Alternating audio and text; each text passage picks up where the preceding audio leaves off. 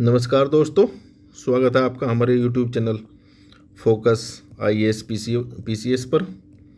दोस्तों, आज से एक नई पहल लेकर आए हैं। काफ़ी बच्चों की डिमांड थी कि 2026 के लिए सर प्रीलिम्स और मेंस के लिए कुछ करा दीजिए आप।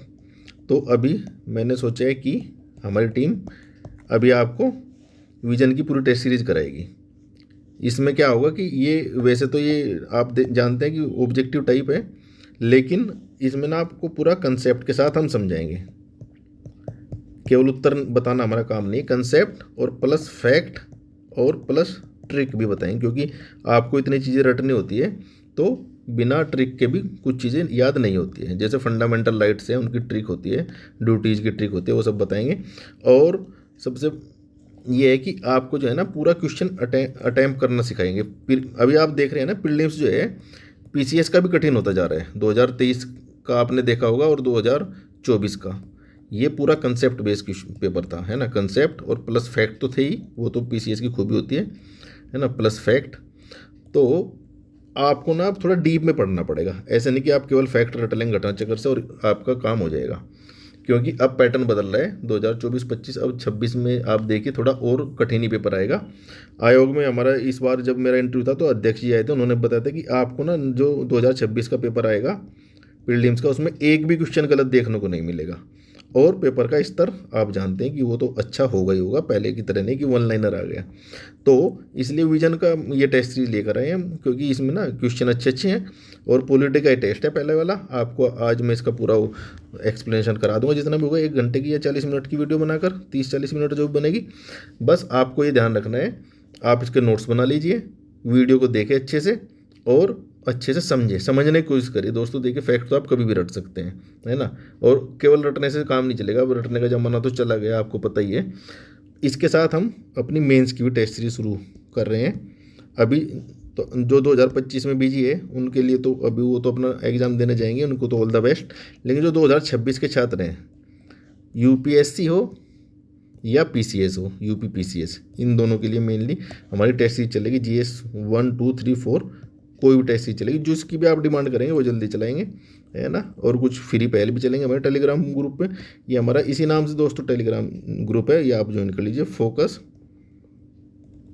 IAS PCS। और इस पर आप 9811 पर आप संपर्क कर सकते हैं हमसे। व्हाट्सएप के थ्रू भी मैसेज कर सकते हैं। आपका कंटेंट चाहिए भी GS 3, 4, 5 और 6 UP PCS के लिए कंटेंट बनाया गया क्वेश्चन आंसर फॉर्म में। मॉडल आंसर में 50-50, GS 3 में 60 क्वेश्चन मिलेंगे आपको, बाकी सब में 50-50। वो भी आप देख सकते हैं, हमारे टेलीग्राम पर पड़े हैं सैंपल, वहाँ से आप देख सकते हैं कितने अच्छे से आपको उत्तर लेखन कैसे करना, आप ये समझ जाएंगे। अब ये अभी जो टेस्ट सीरीज है विजन की, इसमें हम आपको पूरा ये प्रीलिम्स के हिसाब से अभी अच्छे से तैयार करा देंगे, UPSC के और UP PCS दोनों का। तो इसको आप देखते रहिए। और इसके अलावा कोई भी आपको अगर लगता है कि आप हमें कुछ प्रोवाइड कराना चाहिए हमारे टीम को, तो आप हमें मैसेज कर सकते हैं, कमेंट में मैसेज करिए आप। और कैसा लगता है ये आप ज़रूर बताएंगे दोस्तों। तो अब हम शुरू करते हैं अपना टेस्ट। पहला टेस्ट है ये, देख लीजिए आप, टेस्ट नंबर 6310। इनकी जो है आपको फ़ोटोकॉपी वगैरह मार्केट से मिल जाएंगे आराम से। यहाँ पर हम तेज़ी से डिस्कशन करेंगे। और ये पॉलिटी और इसमें कुछ क्वेश्चन जो है करंट अफेयर के भी हैं। तो शुरू करते हैं, हिंदी में करते हैं हम शुरू, ये इंग्लिश का आप पढ़ लेना। पहला क्वेश्चन है नागरिकता के ऊपर। किसी नागरिक की नागरिकता, ये भारतीय नागरिकता के संदर्भ में है, तब समाप्त हो जाती है यदि वह, ये स्टेटमेंट देखिए 3, लगातार 5 वर्षों से सामान्य रूप से भारत से बाहर निवास करता हो। दूसरा, भारत के संविधान के प्रति अनादर व्यक्त करता हो। और तीसरा है, पंजीकरण या प्राकृतिक नागरिकता के 5 वर्षों के दौरान नागरिक को किसी भी देश में 2 या 2 से अधिक वर्षों का कारावास हुआ हो। तो इसका ये पहले वाला स्टेटमेंट आप देखिए। अब इसमें समाप्त हो जाती है, अर्थात हमें क्या करना है, सही स्टेटमेंट बताने हैं। तो इसमें पहले वाला स्टेटमेंट आपका गलत हो जाएगा, क्योंकि 5 वर्षों से नहीं है ये है एग्जैक्ट 7 साल अगर बाहर रहता है कोई, तो तब उसकी नागरिकता समाप्त हो जाती है।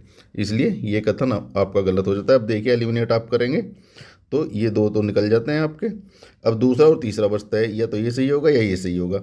अब दूसरा तो सही है, इसका मतलब अब तीसरा देखिए आप स्टेटमेंट, पंजीकरण या प्राकृतिक नागरिकता में के 5 वर्षों के दौरान किसी नागरिक को किसी भी देश में 2 वर्षों का कारावास हुआ हो तो उसकी नागरिकता समाप्त हो जाती है। ये सही है स्टेटमेंट। और ये तो आपको पता ही है कि संविधान के प्रति कोई भी अनादर व्यक्त करता है तो उसकी भी नागरिकता सरकार समाप्त कर सकती है। तो ये दो सही हुए, तो इसका उत्तर होता है तीसरा। अब इसमें आप देख लीजिए थोड़ा सा कि नागरिकता जो समाप्त करने के तरीके हैं वो 3 प्रकार से बताए गए हैं यहाँ पर।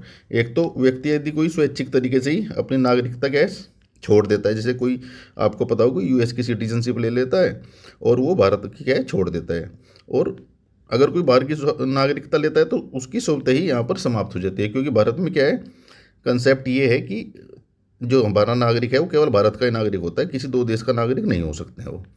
दूसरा होता है बर्खास्तगी। बर्खास्तगी जो बताया कि जब कोई दूसरे देश की नागरिकता लेगे तो स्वयं उसकी स्वतः समाप्त हो जाएगी, उसको बर्खास्तगी बोलते हैं। स्वैच्छिक यदि अपनी इच्छा से कोई त्याग करना चाहता है उसे स्वैच्छिक होते हैं। एक होती है वंचना। वंचना में जैसे एक ये तरीका हुआ कि सरकार समाप्त कर देगी उसकी नागरिकता। ये प्राकृतिक नागरिकता तो आपको पता ही है, जैसे जब देश आज़ाद हुआ था तो उस समय क्या थे यहाँ के नागरिक जो थे उनको नागरिकता दी गई थी भारत की। पंजीकरण ऐसे होता है कि जैसे कोई बाहर का व्यक्ति यहाँ आना चाहता है तो वो अप्लाई कर सकता है नागरिकता लेने के लिए। अब इसमें क्या होता है अनादर वाला भी ये वंचना में आएगा कि अनादर करता है अगर संविधान का मतलब संविधान को नहीं मानता है, या फर्जी तरीके से गलत डॉक्यूमेंट से अगर कोई नागरिक बनता है तो सरकार उसकी भी नागरिकता छीन सकती है। अब अगला देखती है क्वेश्चन, अगला देखते हैं। मूल संरचना का सिद्धांत आपको बताइए होगा, बेसिक डॉक्ट्रिन क्या होता है, तो इसी के ऊपर ये कुछ स्टेटमेंट दिए हैं पहला और दूसरा। पहला क्या है, यह सिद्धांत सर्वप्रथम मिनर्वा मिल्स वाद में प्रस्तुत किया गया था, तो ये आपको पता होगा ये केशवानंद भारती में बड़ा ही प्रसिद्ध केस था, केशवानंद भारती उससे ही आया था। तो पहला स्टेटमेंट तो गलत हो गया हमारा, पहला स्टेटमेंट गलत है। दूसरा क्या है, यह संविधान संशोधन करने की संसद की आत्यंतिक शक्ति का समर्थन करता है, अर्थात संविधान में कोई भी संशोधन कर सकती है सरकार। लेकिन आपको पता होगा मूल संरचना में क्या है उसके ऊपर रेस्ट्रिक्शन लगाई थी कि आप फंडामेंटल जो कंसेप्ट है संविधान के उनको नहीं बदल सकते हैं, संशोधन कर सकती है सरकार, ये तो सबको ही पता है 368 के तहत, अनुच्छेद 368 के तहत। लेकिन सरकार को ये अधिकार नहीं कि अनलिमिटेड कोई भी संविधान संशोधन कर दिया जाए। इसी पर अंकुश लगाने के लिए मूल संरचना अर्थात बेसिक डॉक्ट्रिन का कंसेप्ट आया था। जैसे कि भारत में संसदीय व्यवस्था है तो इसमें बदलाव नहीं कर सकती है, संसद जो है फंडामेंटल राइट को गलत तरीके से नहीं छीन सकती है, कुछ फंडामेंटल राइट पर रोक लगा सकती है, ये भी मूल संरचना का पार्ट है। और जैसे संघवाद ये मूल संरचना का पार्ट है। काफ़ी मतलब ये बड़ा ही वाइड कंसेप्ट है बेसिक डॉक्ट्रिन का। जैसे इसमें स्वतंत्र न्यायपालिका ये भी मूल संरचना का ही पार्ट है ना। तो ये जो है ये बढ़ता ही जा रहा है, ये जो हमारा बेसिक डॉक्ट्रिन है डे बाय डे। तो इसका उत्तर क्या हुआ, ये तो डी हुआ, दोनों ही गलत है, ना तो ये सही है ना ये सही है। अब अगला क्वेश्चन देखते हैं। ये टर्मरिक बोर्ड जो है राष्ट्रीय हल्दी बोर्ड, ये सबको पता है, आपको बार बार न्यूज में पढ़ा हुआ कि ये केरल में तो नहीं है, ये कहाँ है तेलंगाना में है, तेलंगाना के निजामाबाद में। ये याद रखना, आप हो सकता है शहर पूछ ले कि तेलंगाना की शहर में है तो ये याद रखना। तो ये क्वेश्चन हुआ गलत। देखिए आप एलिमिनेशन करना सीखते हैं तो सीधा ये तीनों आंसर इसके गलत हो जाते हैं, तो यही बचता है। पहले वाला देख लीजिए, ये तो आपको पता ही भाई इसका नाम ही हल्दी बोर्ड है तो हल्दी के ऊपर रिसर्च वगैरह करेंगे, उसी के लिए इसकी स्थापना हुई होगी, तो ये कॉमन सेंस का क्वेश्चन है। दूसरा क्या है, ये मंत्रालय आप जरूर देख लीजिए क्योंकि यहाँ पर घुमा सकता है एग्जामिनर ना। ये किसके तहत आता है, यह बोर्ड वाणिज्य एवं उद्योग मंत्रालय के तहत आता है, तो ये याद रखने की चीज़ है, ये याद रख लेना आप। तो इसका क्या हुआ, तीसरा गलत था, तो इसका उत्तर हुआ ए। चौथा क्वेश्चन देखते हैं। भारत पोल पोर्टल जिसका उद्देश्य पारदेशीय अर्थात इंटरनेशनल है ना, अंतर्राष्ट्रीय से बोलते हैं, पारदेशीय अपराधों से निपटने के भारत के प्रयासों को सशक्त करना है। ये पारदेशी का मतलब ये होगा कि जैसे हमारा कोई नागरिक है वो जाके यूके में कोई कर देता है अपराध, या यूके का कोई नागरिक भारत में कोई अपराध करता है, तो इस प्रकार के अपराधों में क्या होता है समस्या, भाई हमारे यहाँ के नियम अगर तोड़ता है और यूके मानता है कि नहीं हमारे यहाँ तो ये नियम वैलिड है, तो इसमें क्या बड़ा ही कन्फ्यूजन होता है। तो इनसे निपटने के लिए एक भारत पोल पोर्टल का विकास किया गया है। अब ये किस एजेंसी के द्वारा विकसित किया जाता है? तो इसका उत्तर है सीबीआई। सीबीआई के द्वारा विकसित किया जाता है। अब भारत पोल को आप समझिए, आपको पता हो सबको, इंटरपोल पता ही होगा। जब भी कोई इंटरपोल जब भी कोई अंतर्राष्ट्रीय अपराधी होते हैं तो उनको ना इंटरपोल का नोटिस जारी किया जाता है। इंटरपोल का मतलब है short full form international police से ये बनता है इंटरपोल। तो इसी को अलाइन करते हुए भारत पोल बनाया गया है। तो ये इंटरपोल की जो एजेंसियां हैं वो भारत पोल से समन्वय कर सकती है कोई भी अंतर्राष्ट्रीय अपराधी है उसको पकड़ने के लिए या नोटिस देने के लिए। तो ये सीबीआई जिसे बोलते हैं, सेंट्रल ब्यूरो ऑफ इन्वेस्टिगेशन, अर्थात केंद्रीय जांच ब्यूरो, ये इसके द्वारा विकसित किया गया है। अगला क्वेश्चन देखते हैं। भाषाई अल्पसंख्यक वर्गों के लिए विशेष अधिकारी के संदर्भ में निम्नलिखित कथनों पर विचार कीजिए। यह भारत के राष्ट्रपति द्वारा नियुक्त एक संवैधानिक पद है ना। यहाँ आप ये देखिए, इसमें जो क्वेश्चन है आप कीवर्ड पकड़िए, संवैधानिक पद है। तो अगर आपको पता है ये है कि नहीं है तो आप समझ जाएंगे कि ये स्टेटमेंट सही है कि नहीं है।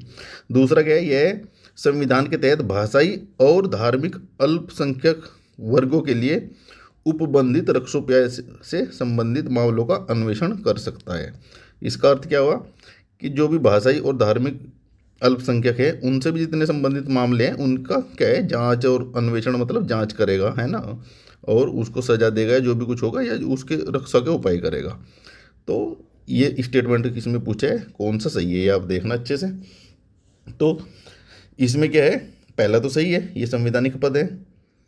संवैधानिक पद किस लिए है आपको पता होगी, अनुच्छेद 350B जो जोड़ा गया था संविधान में, कौन सा, 7वें संविधान संशोधन से, ये याद रखना आप, 7वें कॉन्स्टिट्यूशनल अमेंडमेंट से जोड़ा गया था। तो अगर कोई भी चीज़ संविधान में जोड़ेगी तो वो पद क्या होगा, संवैधानिक होगा। तो पहला स्टेटमेंट सही है। अब दूसरा देखते हैं सही है कि गलत है। दूसरे में क्या दिया हुआ है, भाषाई और धार्मिक अल्पसंख्यकों, तो इसको पढ़िए अच्छे से। तो इसमें क्या है, ये केवल जो है भाषाई अल्पसंख्यक वर्गों के लिए उपबंध निर्धारित करते हैं, न कि धार्मिक। तो अगर केवल भाषाई लिखा होता तो ये सही हो जाता, तो ये स्टेटमेंट हो गया है गलत।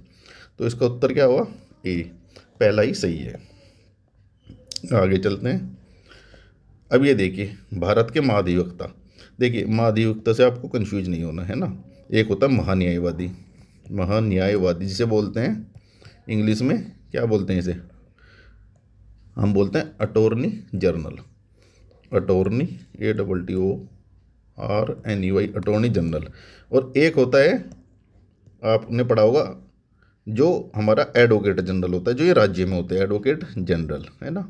इसको बोलते हैं महाधिवक्ता, लेकिन ये राज्यों का महाधिवक्ता होता है। यहाँ पूछा है भारत का महाधिवक्ता, तो भारत का महाधिवक्ता इसके लिए इंग्लिश में शब्द होता है सोलिसिटर जनरल, सोलिसिटर जनरल। तो आपको पता ही होगा सोलिसिटर जनरल कोई भी पद इस नाम का हमारे संविधान में नहीं है।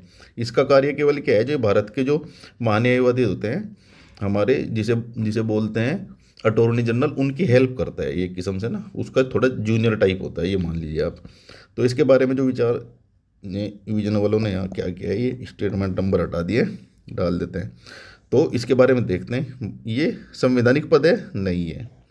महाधिवक्ता और महान्यायवादी दोनों संसद की कार्यवाही में भाग ले सकते हैं, तो ये भी सही नहीं है, क्योंकि जो ये महाधिवक्ता है ना, इसको कोई ऐसे अधिकार प्राप्त नहीं है, केवल महान्यायवादी को है। तो इसमें सही पूछे हैं तो ये क्या हुआ, डी।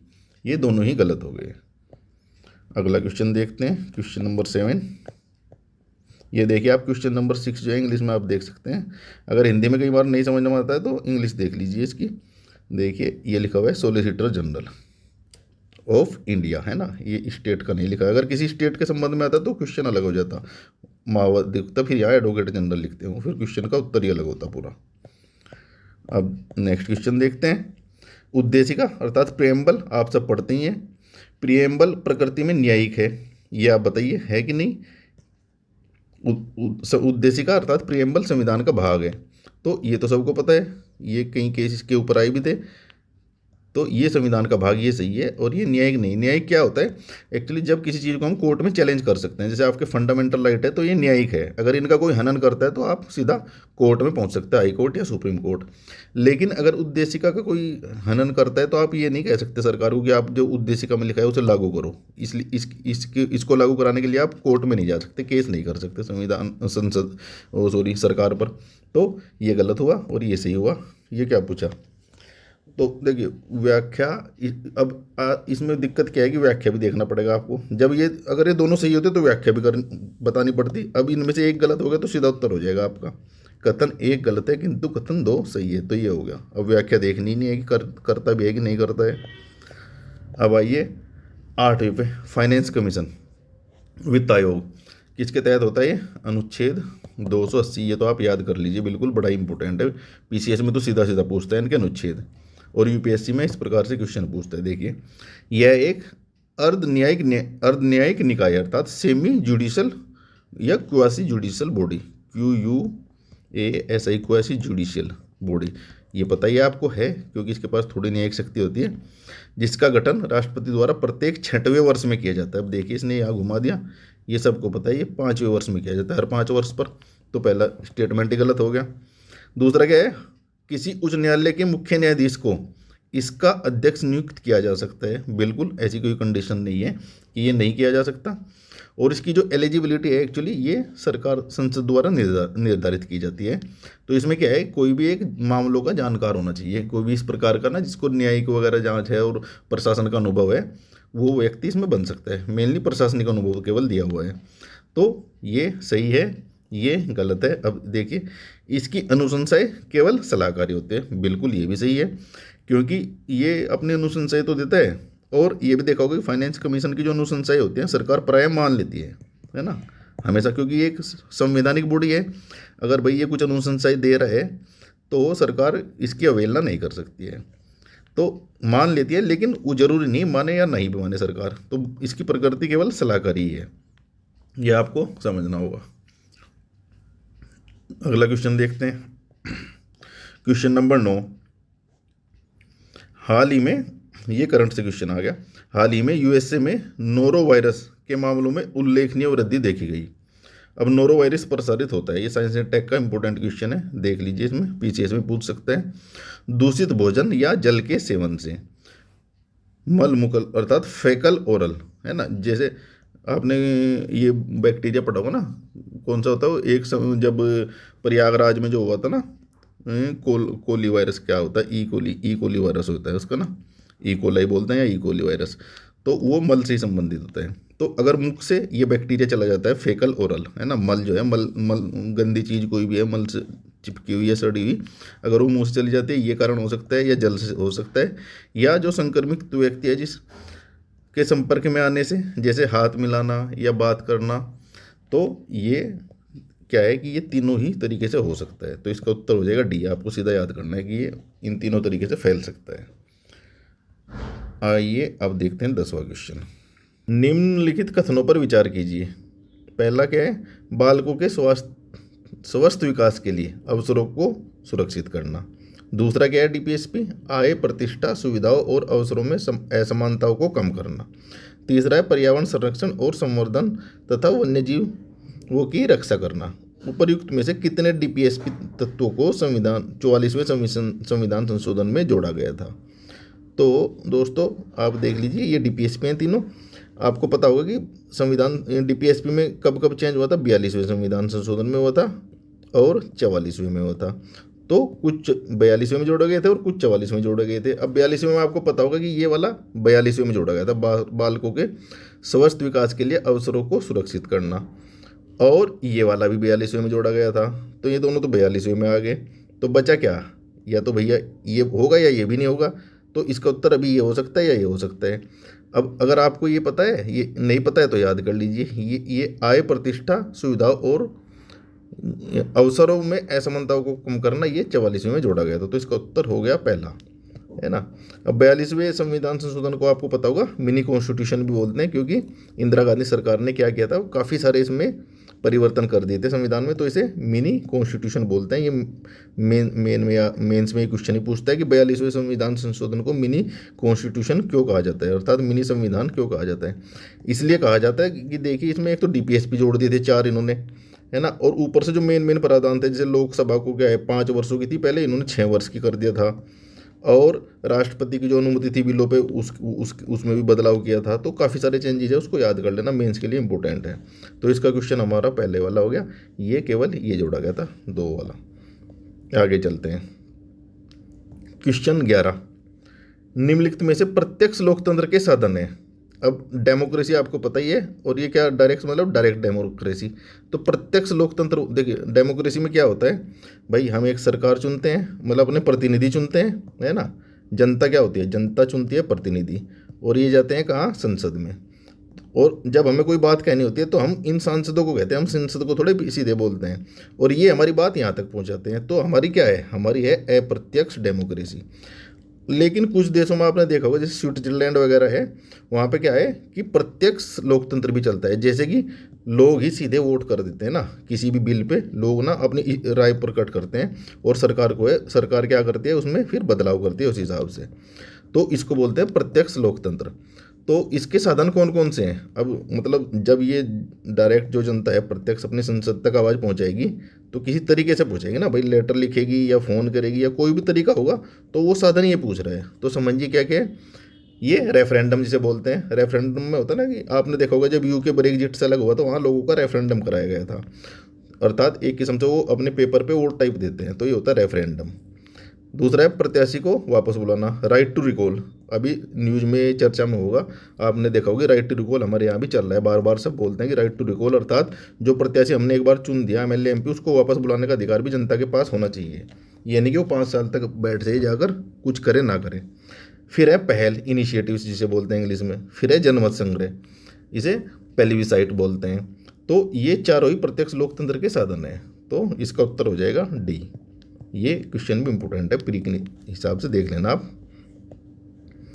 अब 12वां क्वेश्चन देखते हैं, निम्नलिखित कथनों पर विचार कीजिए। पहला क्या है, लिखित संविधान। दूसरा क्या है, राष्ट्रीय एवं क्षेत्रीय सरकारों के मध्य शक्तियों का विभाजन, एकीकृत न्यायपालिका और लचीला संविधान। तो इनमें से कौन सी संघीय विशेषताएं है। संघीय अर्थात फेडरल स्ट्रक्चर। फेडरल स्ट्रक्चर क्या होता है, फेडरल स्ट्रक्चर ये होता है जब सरकार 2 स्तरों पे चलती है, जैसे केंद्र सरकार होगी अपने यहाँ सेंटर, और यहाँ स्टेट्स होंगे राज्य सरकार, जैसे हमारा यूपी के हैं। और यूपी में भी क्या है, अब पंचायत राज आ गई, पंचायत राज व्यवस्था है। तो जब कई स्तरों पर शासन चलता है उसको बोल देते हैं संघीय शासन, संघीय विशेषताएं। तो इनमें से कौन कौन सी है संघीय विशेषताएं, देखिए लिखित संविधान है भाई, ये भी होगा, है ना। और दूसरी क्या है, शक्तियों का बंटवारा, तो ये भी होगा, क्योंकि भाई इससे क्या होगा, स्टेट्स को कुछ पावर मिलेगी। अब ये देखिए एकीकृत न्यायपालिका। अब न्यायपालिका का क्या है, हमारे यहाँ जो सुप्रीम कोर्ट है उसके नीचे ही हाई कोर्ट आता है ना, जितने भी हाई कोर्ट्स हैं। ऐसा नहीं कि हाई कोर्ट इंडिपेंडेंट चलेंगे राज्य सरकारों के तहत, है ना, ये इसी के तहत चलते हैं। तो ये नहीं होगा संघीय ढांचे की विशेषता है। अगला होगा लचीला संविधान। अब देखिए लचीला संविधान क्यों नहीं, ये थोड़ा कंसेप्चुअल चीज़ है भाई। जब संविधान लचीला होगा तो सेंटर क्या कर सकता है, उसमें अपना अमेंडमेंट कर सकता है आसानी से। और अगर संविधान लचीला नहीं है तो ये केंद्र सरकार क्या है, अमेंडमेंट नहीं कर सकती है ना। और आपको पता होगा भाई जो स्टेट की पावर है वो तो संविधान से ही है ना, संविधान के तहत दी गई है। अगर ये आराम से अमेंडमेंट कर देगी तो ये क्या हुआ, संघीय शक्ति के संघीय विशेषताएं नहीं होगी। और अगर ये अमेंडमेंट नहीं कर पाती है तो फिर तो जो एक बार लिख दिया राज्य सरकारें उसी के हिसाब से चलेंगी। तो इसलिए ये इसकी विशेषताएं नहीं मानी जाती है, ये वाली और एकीकृत न्यायपालिका। तो केवल इसका उत्तर हो जाएगा कौन कौन सा हो गया, पहला और दूसरा। इसका उत्तर हो गया सी। चलिए आगे चलते हैं, क्वेश्चन नंबर 13। अब ये देख लीजिए क्वेश्चन 13, भारतीय संविधान के ऐतिहासिक आधारों के संदर्भ में निम्नलिखित में से किस अधिनियम ने पोर्टफोलियो प्रणाली की मान्यता दी। तो ये तो सीधा याद करने वाली चीज़ है, भारतीय परिषद अधिनियम 1892, भारतीय परिषद अधिनियम 1861, भारतीय शासन अधिनियम 1919 और भारतीय शासन अधिनियम 1909। तो इसका उत्तर है ये आंसर, ये आप याद कर लेना। आगे चलते हैं। इनकी सबकी आप थोड़ी थोड़ी विशेषता एक्चुअली याद कर लेना। जैसे ये वाले क्वेश्चन है ना, बार बार पूछता है कि इस अधिनियम के तहत क्या हुआ था। जैसे आपको पता होगा इसमें पृथक निर्वाचन हुआ था, पृथक निर्वाचन है ना, और इस मुस्लिमों को दिया गया था केवल। और इसमें क्या है, मुस्लिमों के साथ साथ सिख, SC ST और कुछ अन्य वर्गों को भी पृथक निर्वाचन को विस्तार हुआ था। तो इस प्रकार की जो मेन विशेषता है वो तो आप याद कर लीजिए, क्योंकि ये एग्जाम में पूछता है बार बार।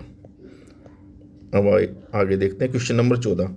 भारतीय संविधान में संशोधन प्रक्रिया, अभी आपको बताया था ना, अनुच्छेद 368 के तहत जो होते हैं उसे संविधान प्रक्रिया बोलते हैं, संशोधन प्रक्रिया पर विचार कीजिए।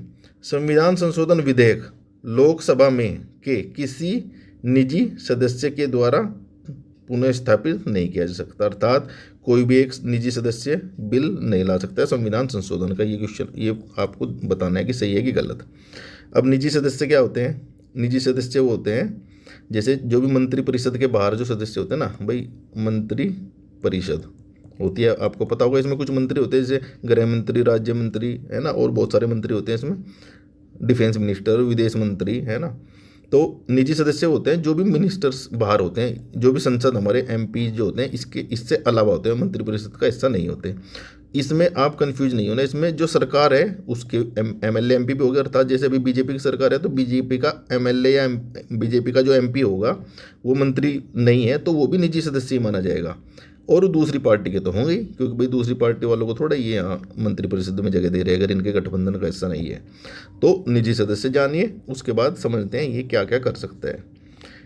ये संविधान संशोधन विधेयक लोकसभा में पारित ला सकता है कि नहीं ला सकता है? ये ला सकता है ना। तो ये क्वेश्चन तो हो गया, ये स्टेटमेंट गलत हो गया, इसमें सही पूछा है तो ये गलत हो गया। दूसरा पूछते हैं, अनुच्छेद 368 के अंतर्गत संवैधानिक संशोधनों को मूल अधिकारों के उल्लंघन पर चुनौती दी जा सकती है कि नहीं?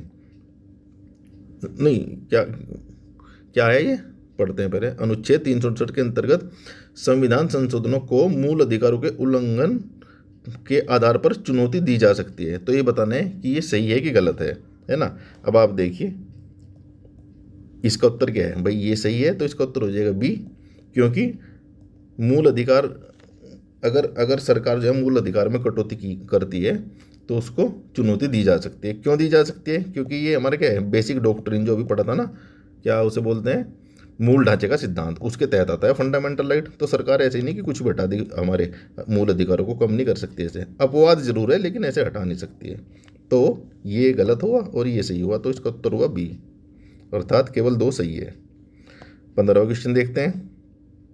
ये देखिए करंट से भी है और पॉलिटी से भी, दोनों से है क्वेश्चन। हाल ही में मराठी भाषा को आधिकारिक तौर पर शास्त्रीय भाषा का दर्जा प्रदान किया गया है। तो ये याद कर लेना पहली बात तो, है ना। मराठी के अतिरिक्त निम्नलिखित में से किन भाषाओं के समूह को शास्त्रीय भाषा के रूप में मान्यता प्राप्त है? पहले से ही ये पूछ रहा है, अभी तो मराठी को दिया, इससे पहले किन किन को प्राप्त है? तो इससे पहले भारत में क्या है, ये 6 जो भाषाएं हैं ये आपको याद रखनी होगी, ये जरूर याद कर लेना। ये इनको क्या है, शास्त्रीय भाषाओं का दर्जा प्राप्त है। कौन कौन सी है? तमिल है, हमारी तमिल है, बिल्कुल है। संस्कृत तो बिल्कुल होगी, है ना। कन्नड़ भी होगी, है ना। और कौन सी है, यहाँ देखिए आप, इसमें तेलुगु है ना।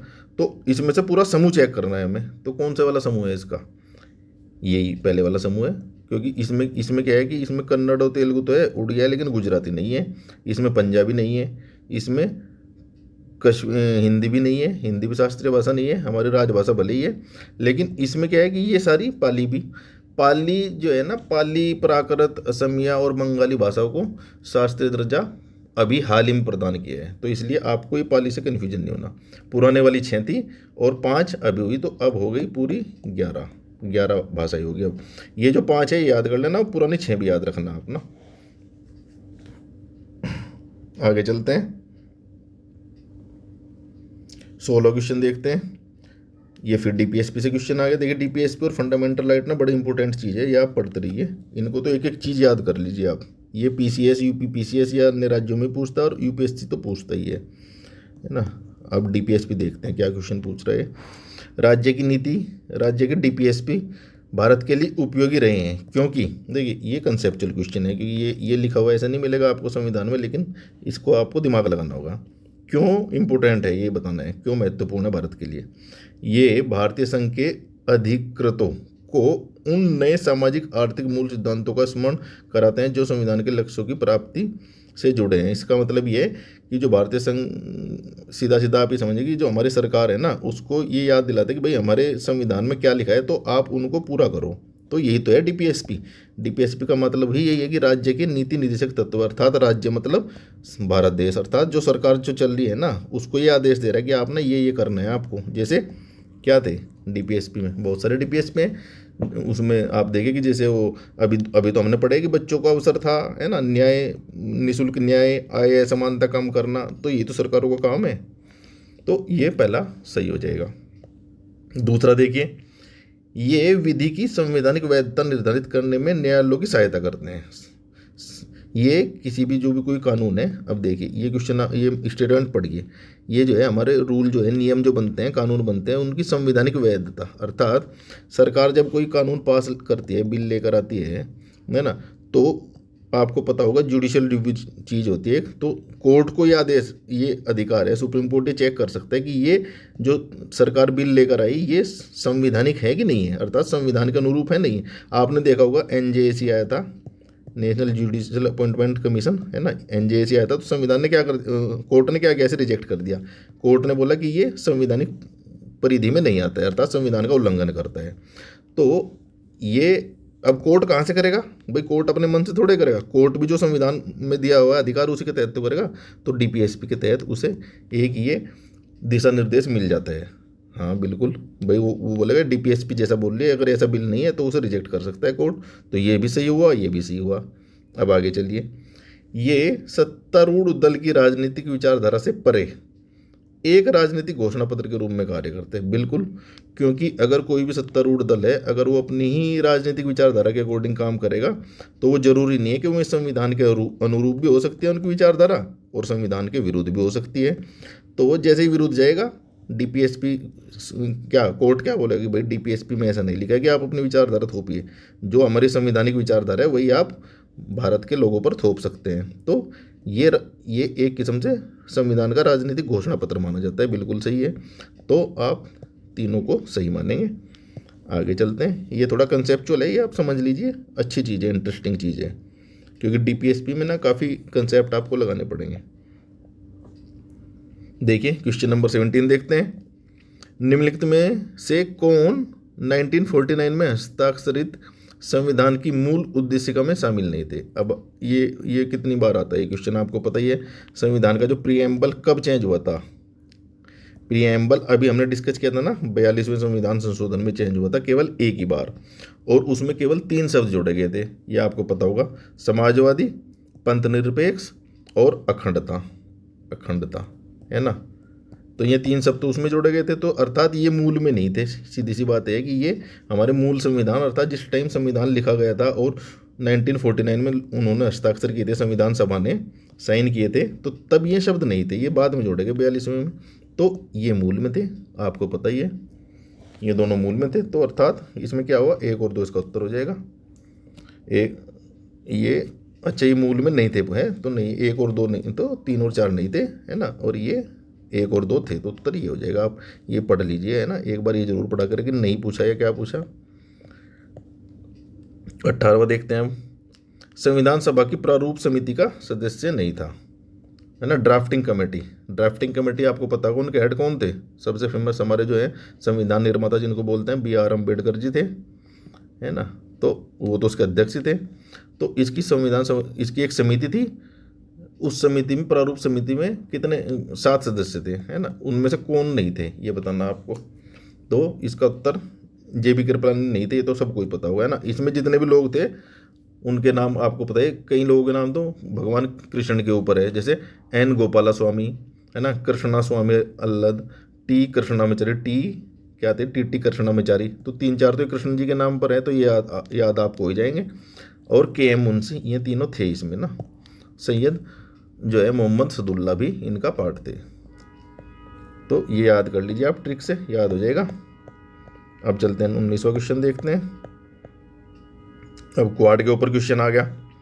अब क्वाड में कौन कौन से देश है ये पूछा होगा शायद, इसमें कौन से देशों का समूह है। हाँ, सीधा सीधा यही पूछा है। 20वीं वर्षगांठ बनाई गई और इस क्वाड में आपको पता ही होगा कौन कौन से देश हैं।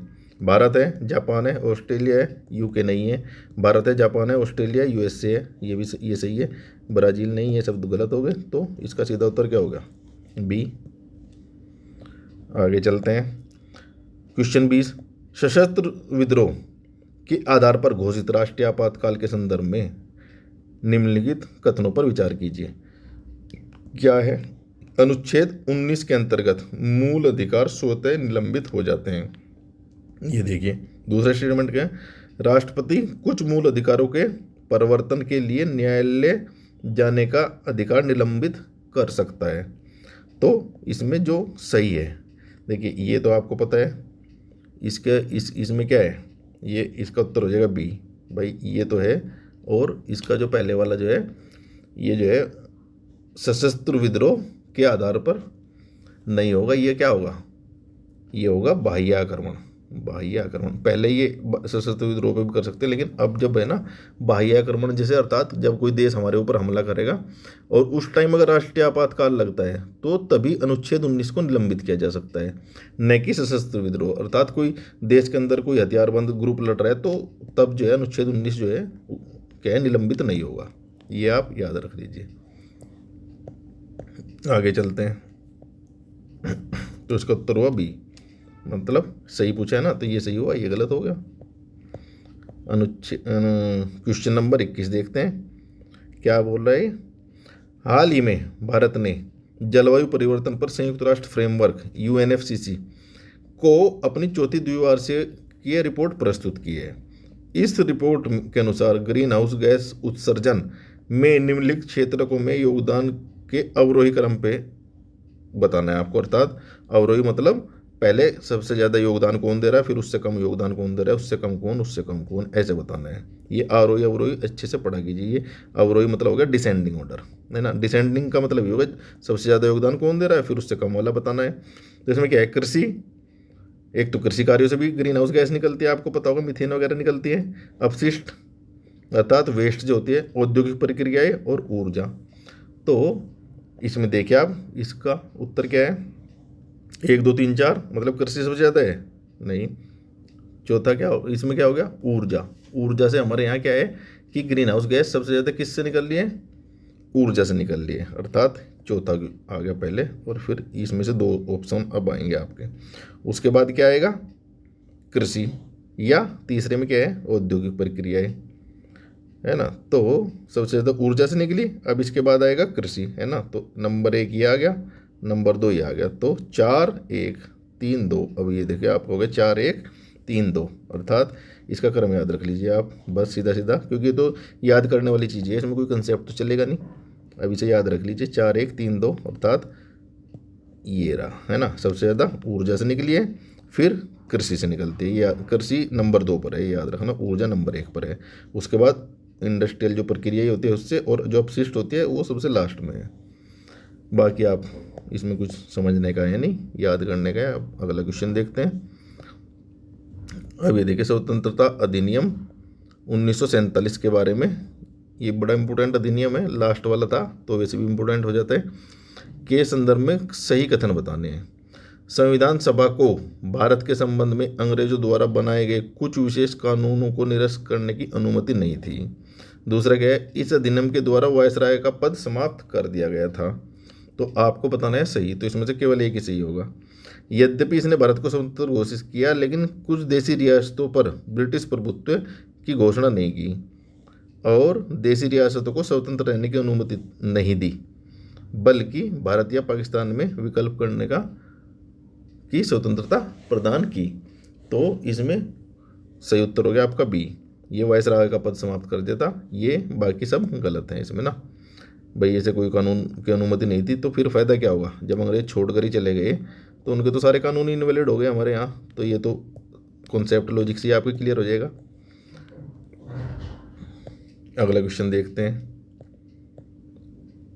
विचार कीजिए अनुच्छेद 17, 23, 24। अब देखिए आपको अनुच्छेद, ये क्योंकि इतने फंडामेंटल राइट हैं ये तो पता चल ही गया है और सारे महत्वपूर्ण हैं तो याद होने चाहिए, तो बिल्कुल रटे हुए।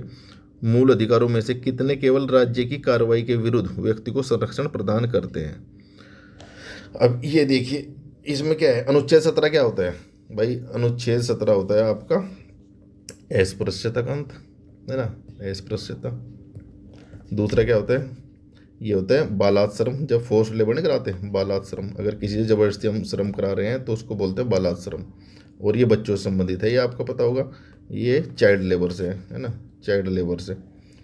तो इसमें से क्या है, ये क्वेश्चन पढ़िए अब आप, कि राज्य के कार्रवाई के विरुद्ध व्यक्ति को संरक्षण प्रदान करते हैं। अब ये बताइए आप, कॉमन सेंस है भाई, अस्पृश्यता कोई राज्य थोड़ा ही करेगा, कोई सरकार थोड़ा ही कहेगी भाई ये अनटचेबल है, या बालाश्रम सरकार नहीं कराएगी, वो तो ये भी नहीं कराएगी। तो ये सब इंडिविजुअल के विरुद्ध है ना।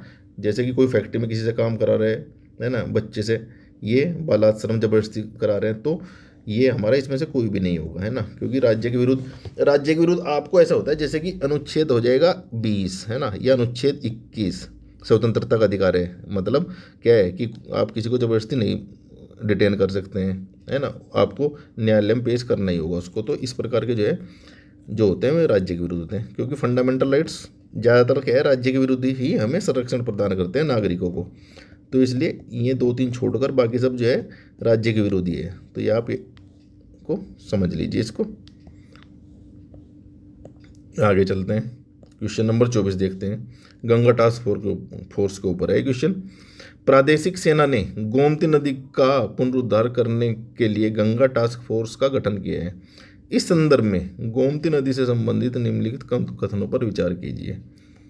क्या है, गोमती नदी का उद्गम तिब्बत के पठार से होता है। अब जो भी आप यूपीएससी या पीसीएस की तैयारी कर रहे हैं, आपको सबको पता है कि ये मैदानी भाग से इसका उद्गम होता है, फुल्लर झील जो होती है, फुल्लर झील। तो गोमती का उद्देश्य, गोमती का जो है पीलीभीत, पीलीभीत में वहाँ से निकलती है, पीलीभीत से। तो ये तो स्टेटमेंट ही गलत हो गया। अब एक है लखनऊ, सुल्तानपुर और जौनपुर गोमती के तट पर है ना। अब लखनऊ को तो आपको सबको याद होगा, गोमती नदी है। जौनपुर भी याद होगा, है ना, सुल्तानपुर भी याद होना चाहिए आपके। तो ये तीनों क्या है, इसके तट पर स्थित है। तो ये सही हो गया, तो इसका केवल 2 सही है, इसका उत्तर बी हो गया। 25वां क्वेश्चन देखते हैं। संसदीय शासन व्यवस्था की विशेषताओं के संदर्भ में निम्नलिखित कथनों पर विचार कीजिए। सामूहिक उत्तरदायित्व का सिद्धांत, है ना, शक्तियों का पूर्णतः पृथक्करण। अब ये शब्द याद देखिए, अब शक्तियों का पृथक्करण लिखता अलग चीज़ है, पूर्णतः पृथक्करण अलग चीज़ होगी। विधायिका को भंग करने संबंधी कार्यपालिका का अधिकार, है ना। तो इनमें से कौन सा सही है? इनमें से ये पूर्णतः शब्द आ गया जैसे मैंने बताया ना, तो ये तो गलत हो गया, है ना। और ये बचा 1 और 3, इसका उत्तर यही सही होगा। तो सामुदायिक उत्तरदायित्व तो आपको पता ही होगा कि मंत्रिपरिषद क्या है, सामूहिक रूप से लोकसभा के प्रति उत्तरदायी होती है। और विधायिका को भंग करने संबंधी कार्यपालिका का अधिकार भी है। भाई राष्ट्रपति क्या है, कार्यपालिका का हिस्सा होता है ना, विधायिका को भंग भी कर सकते हैं अगर अल्पमत में सरकार आ जाती है। तो ये दोनों सही हो गए, इसका उत्तर हुआ ए। अब 26वां देखते हैं क्वेश्चन। ये करंट का आ गया। हाल ही में उत्तराखंड उच्च न्यायालय ने खड़िया, जिसे बोलते हैं इंग्लिश में सोप स्टोन, के अनियमित खनन के लिए अधिकारियों को फटकार लगाई, है ना, गलत तरीके से खनन हो रही है ना। खड़िया के संदर्भ में निम्नलिखित कथनों पर विचार कीजिए। अब देखिए, भारत के खड़िया के भंडार का 50% से अधिक हिस्सा राजस्थान में संचित है। ये बताना आपको सही है कि नहीं है। दूसरा क्या है, खड़िया एक कायांतरित चट्टान है जो प्राकृतिक रूप से कहाँ पाई जाती है, खनिज टैल्क, जिससे पाउडर वगैरह बनता है, पाए जाने वाले खनिज टैल्क से निर्मित होती है। तो ये भी सही है इसका उत्तर, और ये भी सही है। राजस्थान में क्या है, मेनली ये राजस्थान में रही है।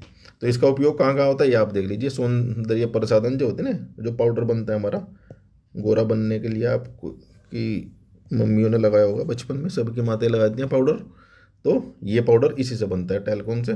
बाकी फार्मा उद्योग में इसका जो है प्रयोग होता है, काफ़ी तौर से नरम सा पाउडर होता है टेलकम, ये जो धातु है। चलो आगे चलते हैं। क्वेश्चन नंबर 27 सही पूछ रहा है, पढ़ते हैं पहले से। स्टेटमेंट क्या है? महान्यायवादी। अब ये आ गया भारत के महान्यायवादी अर्थात अटॉर्नी जनरल। ये आपको पता ही है, अभी इसके ऊपर क्वेश्चन भी ऊपर भी देखा था हमने, वो सोलिसिटर जनरल का था, ये अटॉर्नी जनरल की बात कर रहे हैं। इसे संसद को प्रदत्त सभी उन्मुक्तियाँ और विशेष अधिकार प्रदान होते हैं। तो ये आपको पता ही होगा कि ये होते हैं।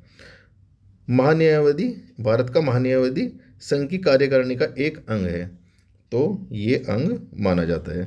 लोकसभा भंग होने पर वह स्वतः ही त्यागपत्र दे देता है, तो ये कथन सही नहीं है, है ना। त्यागपत्र स्वतः नहीं देता। महान्यायवादी राष्ट्रपति के प्रसाद पर्यंतर पद धारण करता है, और उसकी उन्मुक्ति और जो ये है त्यागपत्र का कोई लोकसभा विघटन से कोई संबंध नहीं होता है, डायरेक्ट वो दे ना दे मर्जी है ना। यह जबकि ये तब तक पद पर बना रहेगा जब तक इसे राष्ट्रपति बर्खास्त न करे या स्वेच्छा से त्यागपत्र न दे, तो ये कोई कंडीशन इसके साथ नहीं है ना? बस इतना ही इसमें है। बाकी 28वां क्वेश्चन देखते हैं आगे। सीबीआई का कार्य नहीं है। अभी देखिए सीबीआई का कार्य क्या नहीं है। पहला वाला देखते हैं, केंद्र सरकार के कर्मचारियों के भ्रष्टाचार, रिश्वतखोरी और कदाचार के मामलों की जांच करना। तो भाई ये तो इसका कार्य होगा, ये काम नहीं करेगी तो करेगी क्या फिर सीबीआई, है ना। बम विस्फोट, विमान और जहाज़ों की हाईजैकिंग, परमाणु प्रतिष्ठानों पर हमला और सामूहिक विनाश के अधिकार। देखिए इतना खतरनाक काम इसका तो होगा ही नहीं, आप समझ जाएंगे, है ना। ये इसका कार्य एक तो ये नहीं है। दूसरा देखते हैं आगे क्या क्या है। पेशेवर अपराधियों के संगठित गिरोहों द्वारा एक राष्ट्रीय और अंतर्राष्ट्रीय प्रभाव वाले गंभीर अपराधों की जांच करना, ये तो करेंगे। अब अंतर्राष्ट्रीय प्रभाव आपने देखा ना अभी, भारत पोल, उसी से जुड़ा क्वेश्चन समझिए इसको। इंटरपोल के साथ मिलकर काम करती है ना, तो सीबीआई तो करती है। अपराध के आंकड़ों का अनुरक्षण और आपराधिक सूचनाओं का प्रसार, तो ये भी इसका कार्य हो गया। तो केवल ये नहीं है इसका कार्य। अब ये कार्य आपने देखा होगा, अभी दिल्ली में बम ब्लास्ट हुए थे तो वहाँ सीबीआई थोड़ी गई थी, वहाँ कौन गया था? NIA, national investigation agency. कहीं भी आपने देखा होगा कि जब भी हमले होते हैं हमारे यहाँ खबर में आता है कि एनआईए की टीम वहाँ पहुँच चुकी है, तो ये एनआईए का काम है, सीबीआई का ये काम नहीं है, क्योंकि वो लोग इसमें एक्सपर्ट होते हैं ना, फोरेंसिक जाँच वगैरह सब में। तो इसके लिए अलग से टीम बनाई हुई है। अब देखते हैं 29वां क्वेश्चन। अब बंदी बना लेता है। यदि बंदी बनाए गए किसी व्यक्ति को गिरफ्तारी का तरीका या आधार वैध नहीं है, तो उसे मुक्त कराने के लिए न्यायालय में कौन सी रिट जारी कर सकते हैं? तो ये तो आपको पता ही सबको, बंदी प्रतिक्षण इसे बोलते हैं, हिबस कॉर्पस। तो ये तो सीधा सीधा है। और इसी के अंदर हो दिया कि 24 घंटे के अंदर जो है आपको, अगर पुलिस किसी व्यक्ति को डिटेन करती है, बंदी बनाती है, तो 24 घंटे के अंदर उसे कहाँ, न्यायालय के समक्ष पेश करना होता है। और अगर नहीं करता है तो कोई भी, आपने देखो कि वो एक अजय देवगन की मूवी आई थी दृश्यम, वो बार बार कह रहा था कि अच्छा हिबस कॉर्पस लगा देंगे और छुड़वा लेंगे, पुलिस ने किसी को उठाया था ना। तो हिबस कॉर्पस अर्थात बंदी प्रत्यक्षकरण, ये रिट होती है किसी व्यक्ति के जो गिरफ्तारी अवैध है तो उसको चैलेंज करने के लिए। 30वां क्वेश्चन देखते हैं।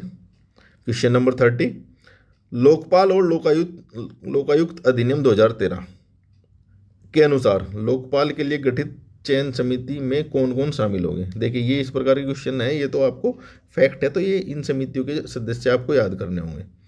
तो वो शामिल होंगे, ये 5 दिए, इनमें से कौन कौन से शामिल होंगे बताइए। भारत का प्रधानमंत्री होगा, भारत के मुख्य न्यायाधीश ये भी होंगे, लोकसभा अध्यक्ष जी हाँ ये भी होंगे, लोकसभा के विपक्ष के नेता बिल्कुल होंगे, और कौन होगा, एक विख्यात विधिवेत्ता ये भी होगा। तो इसमें 5 के 5 होंगे, तो ये वाला इसका उत्तर होगा, है नहीं। यही सदस्य होते हैं इसके। चलिए आगे चलते हैं, क्वेश्चन नंबर 31 देखते हैं। भारतीय, ये देखो फिर से अधिनियम का क्वेश्चन आ गया है ना, इनके प्रावधान बार बार पूछता है तो ये आपको पता होना चाहिए। भारतीय परिषद अधिनियम 1919 के संदर्भ में कौन कौन से कथन सही है, ये पूछ रहा है, सही है पूछ रहा है। इसके तहत मुसलमानों को पृथक निर्वाचन की शुरुआत की गई थी। देखिए शुरुआत कह रहा है ना, तो शुरुआत किस में होती? मोल्डे मिंटो रिफॉर्म, जिसे 1909 का अधिनियम भी बोलते हैं, इसमें होती। तो ये तो हमारा गलत हो गया, है ना। इसके तहत कुछ प्रांतों में द्विसदनीय विधायिका का प्रावधान किया गया था। बिल्कुल, जो द्विसदनीय विधायिका जो है ये इसके तहत जो है ये नहीं किया गया था। कुछ प्रांतों के तहत द्विसदनीय विधायिका का प्रावधान किया गया था, तो ये नहीं किया गया था इसके तहत ना। इसके तहत क्या किया था, इसने भारतीय विधान परिषद को 2 सदनों वाली को बल्कि हटा दिया था, है ना। दोनों सदनों के लिए निर्वाचन जो है प्रत्यक्ष चुनाव के द्वारा होते थे, इसलिए दो कथन ये सही नहीं है। द्विसदनीय विधायक को हटा दिया था इसमें ना, जो था इसे क्या हम बोलते थे, एक इसके लिए एक वर्ड था जो दोहरी पर द्वैध शासन जो था ना।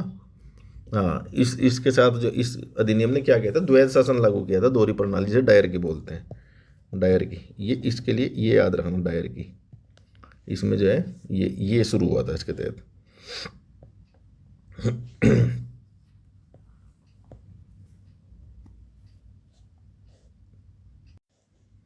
तो दोस्तों इसका उत्तर, क्योंकि ये भी गलत हुआ और ये भी गलत हुआ, तो इसका उत्तर डायर की अगर लिखता तो सही हो जाता है ना, द्वैध शासन लिखता है, ये द्विसदनीय विधायक है, तो इससे कंफ्यूज नहीं होना है ना। तो इसका उत्तर हो गया डी। अब 32 क्वेश्चन देखते हैं।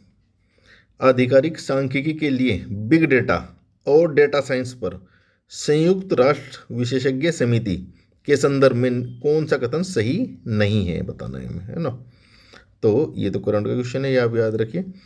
इसे बोलते हैं यूएनसीईबीडी। यूएनसीईबीडी का गठन संयुक्त राष्ट्र सांख्यिकी आयोग के अंतर्गत किया गया। इसमें 31 सदस्य देश और 16 अंतर्राष्ट्रीय संगठन शामिल हैं। भारत इसका सदस्य नहीं है। तो इसमें क्या पूछ रहा है, गलत पूछ रहे हैं ना, भारत इसका सदस्य है, तो यही गलत हो गया, मतलब ये सदस्य है ना भारत। तो ये भी सही है, ये भी सही है। लास्ट वाला देखते हैं, वर्तमान अध्यक्ष दक्षिण अफ्रीका है, तो ये भी सही है। तो इसको याद रखना है कि भारत जो है इसका सदस्य है। ये देखिए, वीरांगना दुर्गावती टाइगर रिजर्व है ना, ये आपको पता होगा एमपी में है, ये अभी न्यूज में था काफ़ी, के संदर्भ में विचार करना है। यह मध्य प्रदेश में अवस्थित है, तो ये तो हो गया सही हमारा। इंद्रावती नदी इस बाघ अभ्यारण्य से होकर बहती है, तो ये आपको पता होना चाहिए कि इंद्रावती नदी बहती है कि नहीं, या ये गलत हो जाता है, इंद्रावती जो है इस अभ्यारण्य से नहीं बहती है। ये क्या है, गंगा और नर्मदा की जो घाटियाँ हैं, भारत की 2 प्रमुख घाटियाँ वहाँ शामिल है, नौरादेही वन्य जीव अभ्यारण्य और रानी दुर्गावती जो है वीरांगना दुर्गावती अभ्यारण्य, ये इसमें शामिल है। और ये कहाँ है, मध्य प्रदेश के सागर, दमोह और नरसिंह जिलों तक, ये 3 जिलों में विस्तारित है ना, ये आपको याद रखना होगा। तो उष्णकटिबंधीय क्षेत्र है, बाकी सब तो ये चीज़ें हैं। तो इसका उत्तर क्या होगा, 2 गलत है, तो उत्तर हो गया इसका ए। इसका उत्तर हो गया ये। इधर देखते हैं कहाँ है, क्वेश्चन नंबर 34 सुर्खियों में रहा हुलोंगा पार। देखिए कितना कठिन नाम है, हुलोंगा पार गिब्बन वन्यजीव अभ्यारण्य। तो इस प्रकार जो अलग से नाम होते हैं ना, वो यूपीएससी के लिए इंपॉर्टेंट हो जाते हैं। तो ये आपको कहाँ है, देखिए इसके नाम से आपको आइडिया मिल लगेगा, ये असम में है। त्रिपुरा मणिपुर बगान है, ये असम में है। असम के वन्यजीव अभ्यारण्य याद कर लीजिए आप, क्योंकि असम में कई सारे वन्यजीव अभ्यारण्य हैं, तो बड़ा ही इम्पोर्टेंट हो जाता है फिर ये ना। इसमें हुलॉक गिब्बन पाया जाता है, इसकी जो खूबी है, पश्चिमी हुलॉक गिब्बन पाया जाता है इसमें, एंडर्ड लिस्ट में, एंडेंजर्ड। अगला क्वेश्चन देखते हैं, निम्नलिखित में से कौन सी संस्थाएं भारत में लोकपाल के क्षेत्राधिकार में आती है, पूछ रहा है ना। तो जो जो आती होंगी वो बता देंगे हम। मंत्री संसद में दिए गए व्यक्ति से संबंधित मामलों में के लिए, ये तो बिल्कुल नहीं होगा भाई, संसद में जो कोई वक्तव्य दे रहा है तो इसके अंदर में थोड़ा आ जाएगा लोकपाल के, कुछ भी बोले हो। सभी सरकारी सहायता संस्थान प्राप्त, ये भी नहीं है। विदेशी अंशदान अर्थात FCRA वाली संस्थाएं, तो ये भी नहीं है। तो इसमें क्या होगा, इसका उत्तर हो जाएगा डी, कोई भी नहीं है इसमें ना। लोकपाल के बारे में एक बार आप पढ़ लीजिए, क्योंकि इसके अंडर में ना बड़े बड़े मंत्री और बड़े अधिकारी सारे आते हैं ना। इसमें कौन कौन से आते हैं ये देख लीजिए, PM भी इसके अंडर में आते हैं। यहाँ ये कंफ्यूज कर सकता है बार बार आपको, PM मंत्री है ना, संसद के सदस्य हमारे MPs, और समूह ABCD अर्थात जो हमारे बड़े अधिकारी होते हैं ना, समूह ABCD में बटे रहते हैं ना, ABCD के अधिकारी, और केंद्र के सरकारी अधिकारी है ना, ये अधिकारी इसके अंडर में आते हैं। ये आप नोट कर लीजिए, बाकी नहीं आते हैं कोई भी। अब 36वां देखिए, वित्तीय आपात की घोषणा के परिणामों के संदर्भ में निम्नलिखित कथनों पर विचार कीजिए। अच्छा आप ये बताइए कि वित्तीय आपातकाल अभी तक कितनी बार किया भारत में, ये बताइए आप कमेंट में बताइए। इससे पता चलेगा आपके बेसिक कंसेप्ट क्लियर है कि नहीं है, क्योंकि ये बड़ा ही बेसिक सी चीज़ है। आपातकाल तो पता ही है आपको कब कब लगा है, लेकिन वित्तीय आपातकाल, फाइनेंशियल इमरजेंसी लगी है कि नहीं लगी है आज तक, ये आप ज़रूर बताएं कमेंट में, पता चलेगा इससे। तो अनुच्छेद किसके तहत होती है? अनुच्छेद 360 के तहत आपको पता है वित्तीय आपातकाल लगता है। तो इसके प्रावधान देख लीजिए एक बार आप, कौन कौन से कथन सही है पूछ रहा है, तो उस हिसाब से हम पढ़ेंगे। केंद्र और राज्यों के वित्तीय मामलों पर पूर्ण नियंत्रण प्राप्त हो जाता है, बिल्कुल सही। राज्य विधानमंडल द्वारा पारित सभी धन विधेयकों, देखिए सभी धन विधेयकों को ध्यान दीजिए आप, धन विधेयकों, सामान्य विधेयक नहीं, या अन्य वित्तीय विधेयक राष्ट्रपति के विचार के लिए आरक्षित किए जा सकते हैं। तो बिल्कुल होगा भाई, इसका तो वित्तीय आपातकाल लगता ही तभी है ना जब देश में पैसे की कमी होगी, और ऐसे टाइम पे अगर कोई भी राज्य सरकार आलतू फालतू खर्चे करेगी तो उसके ऊपर तो रोक लगा सकते हैं, बिल्कुल विचार कर सकते हैं राष्ट्रपति जी। तीसरा क्या है? राष्ट्रपति उच्चतम न्यायालय, सुप्रीम कोर्ट और हाई कोर्ट के न्यायाधीशों को वेतन और भत्ते में कटौती के निर्देश दे सकता है। तो ये तो बड़ा इंपॉर्टेंट, मतलब बड़ा ही कॉमन सी चीज़ है, पर पढ़ा भी होगा, सीधा सीधा लिखा हुआ है, कर सकते हैं। तो ये तीनों ही सही हैं, तो सही सभी तीनों। इसका उत्तर हो गया सी, 36वां। अब 37वां देखते हैं क्वेश्चन। निम्नलिखित कथनों पर विचार कीजिए। कथन 1, संविधानवाद सीमित सरकार से संबंधित है, कथन 1। और कथन 2 देखिए, तो ये क्या है, ये सही है कि नहीं है? सोचिए, सही है। दूसरा क्या है? भारतीय संविधान में राज्य की नीति के निदेशक तत्व अर्थात डीपीएसपी, अरे शॉर्ट में लिखो यार, डीपीएसपी है ना। भारतीय संविधान में डीपीएसपी संविधानवाद को लागू करते हैं। भाई ये जब सीमित सरकार से है तो ये क्यों हुआ है? तो ये तो गलत हो जाएगा अपने आप ही। तो कथन 1 सही है और 2 गलत है, तो ये सही हो गया इसको। तो अच्छा, संविधानवाद जो है सीमित सरकार से ही जुड़ा हुआ एक शब्द है, तो इसका अर्थ क्या होता है? इसका अर्थ ये होता है कि सरकार को जो दी गई शक्तियाँ जो है असीमित नहीं है बल्कि सीमित होती है, अर्थात संविधान के तहत होती है। तो मूल अधिकार जो है, जैसे मूल अधिकार है वो क्या करता है भाई, जो शक्तियाँ सीमित करता है ना सरकार की, है ना, तो शक्तियाँ पर जो है सीमाएं आरोपित करता है। तो ये समझ लीजिए आप, है ना। डीपीएसपी क्या करता है? डीपीएसपी का कार्य तो अलग है, क्योंकि वो सीमाएं थोड़े लगाते हैं, वो तो सीमाएं वैसे क्यों नहीं लगा सकते हैं? क्योंकि हम उन्हें चैलेंज ही नहीं कर सकते हैं, है ना। तो ये सीमा, इसको तो हम चैलेंज कर सकते हैं न्यायालय में, इसको हम चैलेंज नहीं कर सकते। तो डीपीएसपी जो है संविधानवाद को सीमित, मतलब क्या है, संविधानवाद को लागू नहीं करते हैं, तो ये गलत हो जाएगा। फंडामेंटल राइट इसकी जगह लिखता तो हो जाता, यस, हमारा ये क्वेश्चन सही हो जाता, दूसरा स्टेटमेंट भी। अब देखिए, ये एक रिपोर्ट है, वैश्विक साइबर सुरक्षा आउटलुक रिपोर्ट किसके द्वारा जारी की जाती है? ये आपको पता होगा, वर्ल्ड इकोनॉमिक फोरम अर्थात विश्व आर्थिक मंच के द्वारा जारी की जाती है। इसके द्वारा ना विश्व आर्थिक मंच की जितनी भी रिपोर्ट है वो आप दोस्तों याद कर लीजिए, क्योंकि ये सबसे इम्पोर्टेंट संस्था है जिसकी रिपोर्ट बार बार पूछी जाती है। देखिए, एक तो यात्रा और पर्यटन रिपोर्ट होती है, आपको देख के लगेगा कि यार इसका आर्थिक से डब्ल्यू इकोनॉमिक फोरम से क्या संबंध है, लेकिन वैश्विक यात्रा और पर्यटन प्रतिस्पर्धा रिपोर्ट इसके द्वारा जारी की जाती है। एक वैश्विक प्रतिस्पर्धा रिपोर्ट, है ना, और मानव पूंजी सूचकांक ह्यूमन कैपिटल इंडेक्स भी जारी किया जाता है, समावेशी विकास सूचकांक भी जारी किया जाता है, और जेंडर गैप को तो आपको पता ही है ना, वैश्विक लैंगिक अंतराल सूचकांक, ये तो सबसे इंपॉर्टेंट है, ये भी इसके द्वारा जारी किया जाता है। ये 9-10 जितने भी हैं ना, 8-9 जो भी हैं वो आप याद कर लेना अच्छे से, मेन तो कर लीजिए एटलीस्ट। मूल अधिकारों से संबंधित, फंडामेंटल राइट्स से संबंधित निम्नलिखित कथनों पर विचार कीजिए। क्या है? ये सभी राज्य की मनमानी कार्रवाई के विरुद्ध उपलब्ध हैं, है ना। दूसरा क्या है? संसद साधारण अधिनियम द्वारा उन पर प्रतिबंध लगा सकती है। तीसरा क्या है? राज्य डीपीएसपी तत्व इनके कार्यक्षेत्र को सीमित नहीं करते हैं। तो ये तो गलत हो गया तीसरा तो। और पहले वाला देखिए भाई, राज्य अभी बताया कि राज्य को क्या है भाई, हम ये फंडामेंटल राइट तो व्यक्तियों के लिए है ना, तो राज्य पर प्रतिबंध लगाते हैं, तो ये बिल्कुल सही हो गया, दूसरा गलत हो गया। अब ये साधारण संसद अधिनियम द्वारा उन पर प्रतिबंध लगा सकती है? नहीं लगा सकती है, ऐसे तो क्या करेगी सरकार, कभी भी प्रतिबंध लगा देगी, है नहीं। और ये तो मूल ढांचे का पार्ट है ना, तो ऐसे जो है कटौती संसद सरकार जो है इनमें नहीं कर सकती है।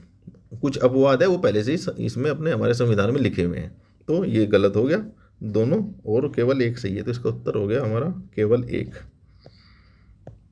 ये सब कंसेप्चुअल हैं, आप इनको थोड़ा समझ के करोगे तो आसानी से हो जाएंगे, कोई दिक्कत नहीं है। और दोस्तों पॉलिट तो हम आपको अच्छे से करा देंगे, यहाँ पर एक दो टेस्ट के अंदर जितने अच्छे से एक्सप्लेनेशन दिया जा रहा है ना, तो आपको इसकी विजन वाली पूरी एक्सप्लेनेशन पढ़ने की जरूरत नहीं है, इतना ही काफ़ी है, क्योंकि उसमें बड़ी बड़ी एक्सप्लेनेशन दी है, हम आपको शॉर्ट में करके बता रहे हैं। देखिए क्वेश्चन 40 देखिए, संविधान की उद्देश्य का प्रियम्बल संविधान के अधिनियम के बाद जोड़ी गई। अच्छा ये तो आपको पता ही है कि कब ये जोड़ी गई थी, संविधान में जो है प्रियम्बल कब जोड़ा गया था, बताइए। दूसरा क्या है, उद्देशिका को सबसे अंत में संविधान से समरूपता सुनिश्चित करने के उद्देश्य से जोड़ा गया था, तो ये भी सही है ना। उद्देशिका कब जोड़ी गई थी आपको ना संविधान में ना, संविधान उद्देश्य का जो है उद्देश्य प्रस्ताव जो महात्मा जो है हमारे पंडित जवाहरलाल नेहरू जी हैं उनके द्वारा एक उद्देश्य प्रस्ताव आया था, तो उसी का एक किस्म से रूप माना जाता है कि उद्देशिका जब जोड़ी गई थी। और संविधान सभा ने क्या करा था कि 22 जनवरी 1947 को इसे अपना लिया था सर्वसम्मति से। तो दोनों क्वेश्चन सही है और व्याख्या भी इसकी सही है, तो क्वेश्चन ये एक हो जाता है इसका उत्तर। अगला क्वेश्चन देखते हैं हम, 41वां क्वेश्चन देखते हैं। क्रायो बॉर्न बेबी प्रवाल, देखिए विश्व के पहले हैं तो इम्पोर्टेंट होता है। हाल ही में विश्व के पहले क्रायो बॉर्न बेबी प्रवाल को निम्नलिखित में से किस स्थान पर सफलतापूर्वक लगाया गया। तो आपको पता होगा कि कौन सी सबसे फेमस वर्ल्ड की जो है बैरियर रीफ है, आपको पता होगा ऑस्ट्रेलिया की ग्रेट बैरियर रीफ जो है ये ऑस्ट्रेलिया के इस वाले हिस्से पे इधर है ना, इधर उत्तर और पूर्वी हिस्से पर है। ये क्वेश्चन भी आता है कहीं पर ना, ये घुमा देगा आपको, उत्तर पूर्वी लिख देगा, पश्चिम दक्षिण पूर्वी लिख देगा है ना, तो ये इधर है ऊपर उत्तर पूर्वी पे। तो यहाँ पर ये क्या है कि ये क्रायो जो है ना क्रायोबॉन जो कोरल लीफ है यहाँ पर लगाया गया है अभी से। इसका उद्देश्य क्या होगा कि जो हमारा जो कोरल लीफ है उसको संरक्षित किया जा सके, और ये कोरल लीफ जो है 1981 से ही क्या है यूनेस्को की विश्व धरोहर में शामिल है। क्रायो प्रिजर्व आपको पता है, वो क्रायो जो होती है ना, क्रायो प्रिजर्व जो होती है ये एक आर्टिफिशियल होती है, इसको क्रायो टेक्निक आपको पता है होगा। क्रायो जब निम्न बिल्कुल जो है ना माइनस से 0 डिग्री से काफ़ी नीचे कोई तापमान निर्धारित किया जाता है तो उसको बोलते हैं क्रायोजेनिक तापमान। तो उसके तहत इसका विकास किया गया है, जो ये आर्टिफिशियल जो कॉर्न बेबी प्रवाल जो बनाया गया उस तकनीक का प्रयोग करके, क्रायोजेनिक तकनीक का प्रयोग कर जो है इसे विकसित किया गया है। तो ये आप याद रखना। 42वां क्वेश्चन देखिए, उद्देशिका कितना बार आ रहे हैं, तो उद्देशिका को आप अच्छे से पढ़ लीजिए एक बार प्रियम्बल में ना कौन कौन से शब्द हैं, उनका क्या क्रम है, किस प्रकार के न्याय हैं, ये सब आपको कितने प्रकार की स्वतंत्रता है, ये सब आपको देखने होंगे एक बार ना। तो क्या पूछ रहा है ये देखते हैं क्वेश्चन, इसमें सही पूछ रहा है। उद्देशिका में उल्लिखित है कि संविधान अपनी शक्ति संसद से प्राप्त करता है, कहीं लिखा हुआ है उसमें संसद शब्द, उसमें क्या लिखा है, हम भारत के लोग है ना। इसकी शुरुआत ही ऐसे है, भारत को एक संपूर्ण प्रभुत्व संपन्न धर्मनिरपेक्ष गणराज्य बनाने के लिए जो है, तो शक्ति कौन दे रहा है, संसद थोड़े देगी, हम भारत के लोग दे रहे हैं, तो पहला तो हुआ गलत। दूसरा देखते हैं, भारतीय संविधान एकमात्र ऐसा संविधान है जिसकी शुरुआत उद्देशिका से की थी। क्या भाई ये कैसा होगा, हमें तो पता ही उद्देशिका हमने यूएसए से तो ली थी है ना, तो हमसे पहले तो और भी संविधान है जिनके ऊपर ये है।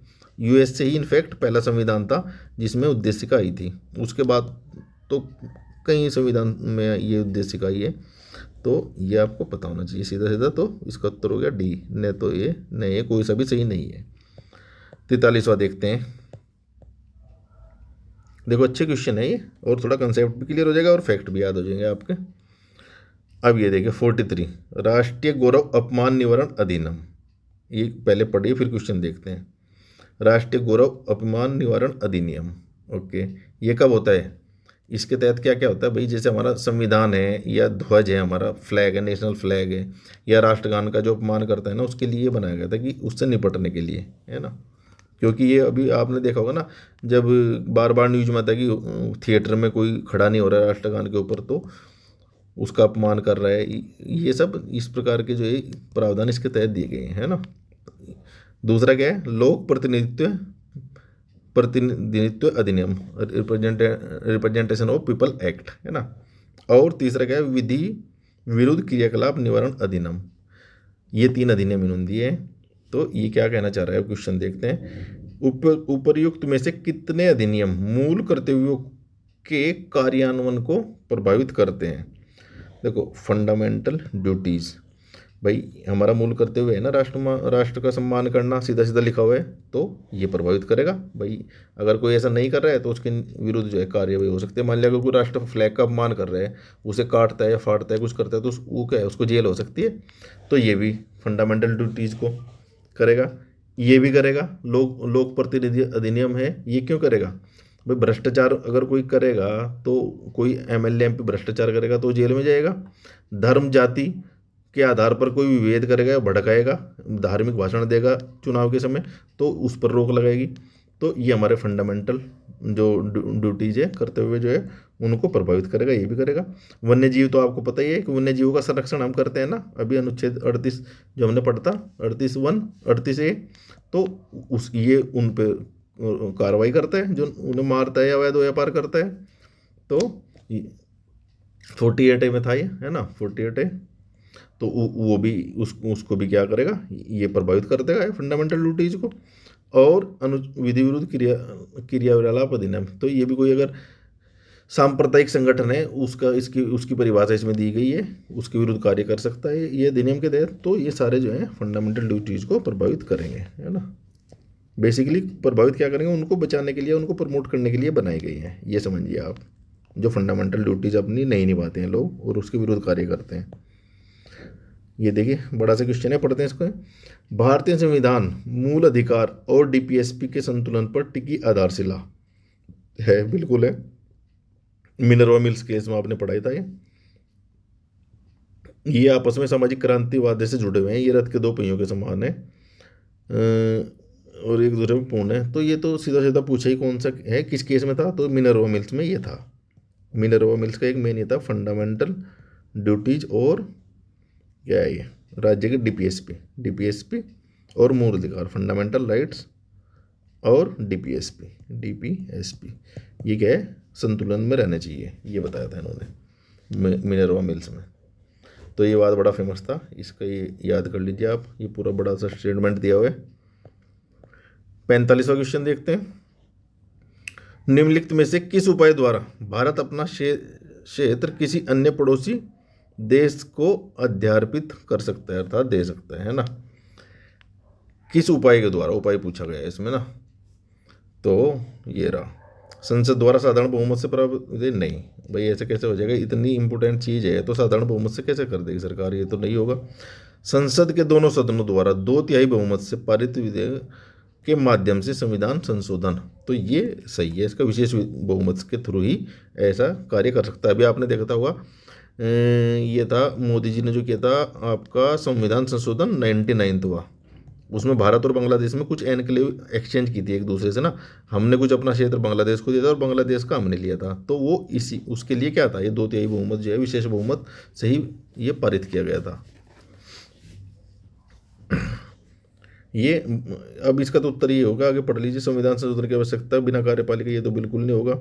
राज्यों का तो क्या मतलब, केंद्र सरकार करेगी नहीं, अगर राज्य ऐसा करने लगे तो फिर तो आधे राज्य दे ही देंगे। मुख्य रूप से जो है हमारे वेस्ट बंगाल तो फेमस है इसलिए, तो ये अगर होने लगा तो हालत ख़राब हो जाएगी। ये भी नहीं होगा, ये भी नहीं होगा, ये भी नहीं होगा, तो ये इंपॉर्टेंट है।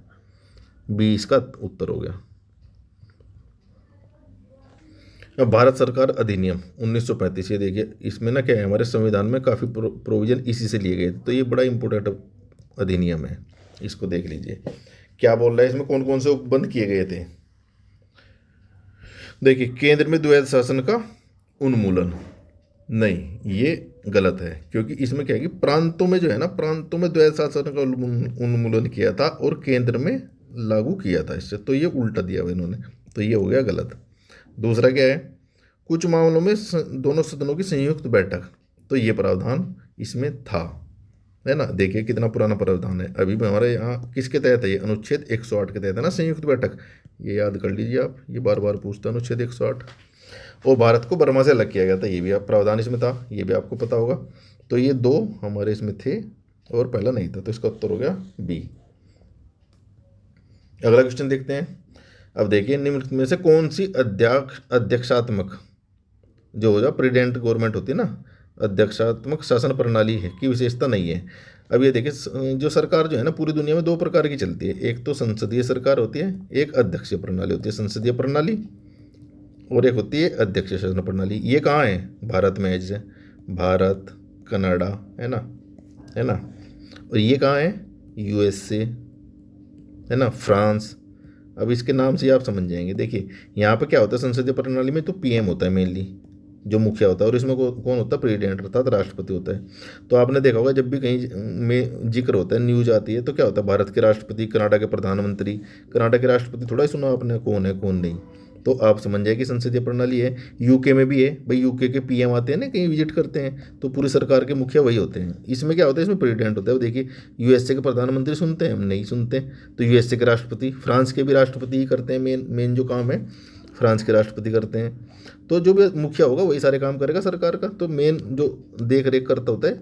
ये दो प्रकार की प्रणाली होती है, ऐसे याद कर लीजिए, इसे याद करने का तरीका बताया ये आपको। अब इसमें क्या क्या होता है, इनमें कुछ अंतर होते हैं, इसकी विशेषता नहीं है, ये बताइए। स्थिर सरकार इसकी विशेषता है, क्योंकि इसमें क्या होता है कि सरकार कंपेरेटिवली स्थिर होती है। अब संसदीय प्रणाली में क्या है, गठबंधन की सरकार बनती है, कई बार वो गिर जाती है।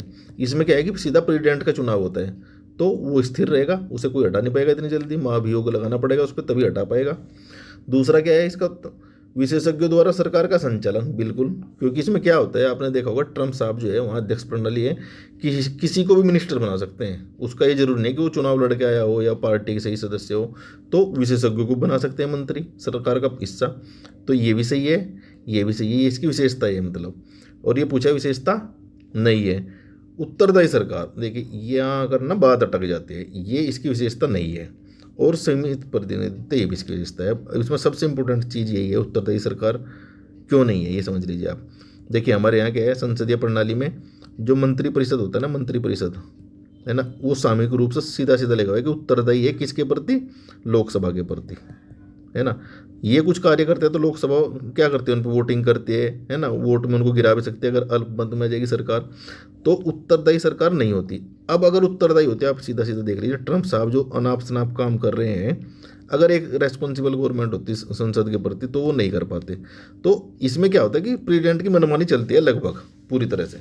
इसलिए हमारे यहाँ जो है संसदीय प्रणाली जो चुनी गई थी, अध्यक्ष नहीं चुनी गई थी संविधान सभा ने, क्योंकि उन्हें पता था कि नई नई सरकार बन रही है, अगर हम अध्यक्ष प्रणाली की तरफ जाएंगे और कोई तानाशाह टाइप हमारा पीएम बन गया, तो वो तो सुनेगा ही नहीं किसी की, पीएम पर दबाव रहेगा संसद का। इसलिए संसदीय प्रणाली ही हमने चुनी, एक कारण ये भी था। दूसरा कारण ये था कि जो ब्रिटिश जो हमारे ऊपर राज करते थे, उनके यहाँ भी संसदीय प्रणाली थी, तो ये हमारे जो नेता थे वो सीख भी चुके थे। तो उसके दो तीन कारण थे, लेकिन उत्तरदायी सरकार भी होना उसमें एक मेन काम था। तो ये संसदीय प्रणाली की विशेषता होती है, न कि अध्यक्ष प्रणाली की। इसका उत्तर यही हो गया। अगला देखते हैं क्वेश्चन नंबर 48। भारत सरकार किसी व्यक्ति के देशीयकरण द्वारा नागरिकता प्रदान कर सकती है यदि, अब इसमें बताने कौन कौन से सही है। भारत में कला, विज्ञान और साहित्य के क्षेत्र में विशिष्ट सेवाएं प्रदान की हो, तो बताइए ये सही है कि गलत है। दूसरा देखते हैं, ऐसा कोई है नहीं, बता रहा हूं मैं। दूसरा देखते हैं, उसे नागरिकता प्रदान की जाए तो उसे भारत में निवास करने या भारत सरकार अथवा किसी अंतर्राष्ट्रीय संगठन के अधीन कार्य करने का आशय रखता हो, उसे भी नागरिकता प्रदान की जा सकती है, तो ये सही है। तीसरा क्या है, वह नागरिकता हेतु आवेदन करने से ठीक पहले 12 महीना की अवधि से पूर्व 14 वर्षों में से कम भारत में 11 वर्ष निवास करता हो, तो ये भी सही है ना। तो क्वेश्चन कथन 2 और 3 सही है, ये पहले वाला नहीं है भाई। ऐसे तो क्या करेगा, ऐसे तो हमारे यहाँ जो फिल्म स्टार बाहर के आ रहे हैं, वो साहित्य विज्ञान कला में कहीं विशिष्ट सेवाएं देंगे और नागरिक बन जाएंगे, तो ये तो होगा ही नहीं। ऐसे तो बहुत सारी हीरोइनें जो बाहर के आएंगी और बन जाएगी यहाँ पर, तो ये तो नहीं हो सकता है। दूसरा सही है, तीसरा भी सही है। चलो आगे चलते हैं। तो इसका उत्तर क्या हो गया? बी। अब देखते हैं दोस्तों 49 क्वेश्चन। अनुच्छेद 352। अब जैसे 352 सुनोगे आपको आपातकाल याद आ जाना चाहिए। इसके आगे क्वेश्चन पढ़े आप से के तहत उपबंधित राष्ट्रीय आपातकाल देखिए आगे के संदर्भ में निम्नलिखित कथनों पर विचार कीजिए। अब आपातकाल के आपको कारण पता होने चाहिए, कब कब लग सकता है, क्यों, किन कारणों से लग सकता है और कब कब लगा है, ये दोनों चीज़ें आपको एटलीस्ट पता होना चाहिए। और अनुच्छेद ये पूरा हो जाएगा आपको। और इसका भाग 18 है ना, ये भी पता होना चाहिए, भाग 18। यूपीपीसीएस में सीधा सीधा भाग पूछ लेता है। कथन पर विचार कीजिए। अब राष्ट्रपति राष्ट्रीय आपातकाल को भारत के किसी विशेष भाग तक सीमित कर सकता है। हाँ बिल्कुल कर सकता है, क्यों नहीं कर सकता है ना। पूरे देश में भी लगा सकता है राष्ट्रीय आपातकाल, और किसी जो है एक विशेष भाग तक भी सीमित कर सकता है। अनुच्छेद संविधान संशोधन 42 में ये किया गया था। राष्ट्रपति केवल प्रधानमंत्री की सलाह पर राष्ट्रीय आपातकाल की घोषणा करती है। देखिए यही तो बदला था 42वें संशोधन के तहत कि भाई इसको ना मंत्रिपरिषद की लिखित, मंत्रिमंडल की जो है लिखित सिफारिश लेनी होगी। ऐसे ही मौखिक से भी काम नहीं चलेगा। प्रधानमंत्री तो छोड़िए, पूरा जो हमारा मंत्रिमंडल है उसकी लिखित सिफारिश के बाद ही ये आपातकाल लगा सकता है। तो ये कथन हो गया हमारा गलत। तो इसका उत्तर क्या हो गया? 49 का केवल एक सही है। तो इसलिए राष्ट्रीय आपातकाल के ना आप अच्छे से पढ़ लीजिए प्रोविजन ना, क्योंकि ये चर्चा में रहता है और इम्पोर्टेंट है, बार बार क्वेश्चन पूछता है इससे। अब आ जाइए, देखिए कितना आसान सा क्वेश्चन है। किस वाद के निर्णय के बाद उच्चतम न्यायालय अर्थात सुप्रीम कोर्ट ने माना कि उद्देशिका मूलभूत संरचना का हिस्सा है? अब इसमें आप ये मत लगा देना केशवानंद भारती या कोई और मत लगा देना, क्योंकि ये वाद आपको पता होना चाहिए। SR बॉम्बई 1994 में जो हुआ था, ये पहले ही वाला इसका उत्तर है। इसमें ही माना था कि संविधान उद्देश्य क्या है, मूलभूत, संविधान का जो है मूलभूत हिस्सा है। और इसमें क्या दिया था कि भाई संविधान का उद्देशिका का आपको पता ही है, हमारे मूलभूत जो मूल्य हैं, पंथनिरपेक्ष वगैरह ये सब दर्शाती है, ये तो पता ही है आपको। तो ये वाद याद रखना है, तो ये सीधा याद करने की चीज़ है, इसको आप याद कर लीजिए। मेरे क्वेश्चन अच्छे हैं दोस्तों। अभी दोस्तों ये वीडियो थोड़ी लंबी हो जाएगी अगर 100 क्वेश्चन करते हैं, क्योंकि 1 घंटे की वीडियो है। और फिर अगर जल्दी बनाएंगे तो फिर उतना डिस्कस नहीं कर पाएंगे, क्योंकि कंसेप्ट क्लियर करते जा रहे हैं हम साथ साथ में। तो अब अगली वीडियो आप कमेंट करके बताएंगे अच्छा लग रहा है तो हम ज़रूर इसका पूरा अगली वीडियो बना देंगे, कल ही या आज रात को या कल बना देंगे। और आप इसको वीडियो को लाइक सब्सक्राइब जरूर कर लीजिए चैनल को, और जितना शेयर करेंगे तो हमें प्रोत्साहन मिलता है।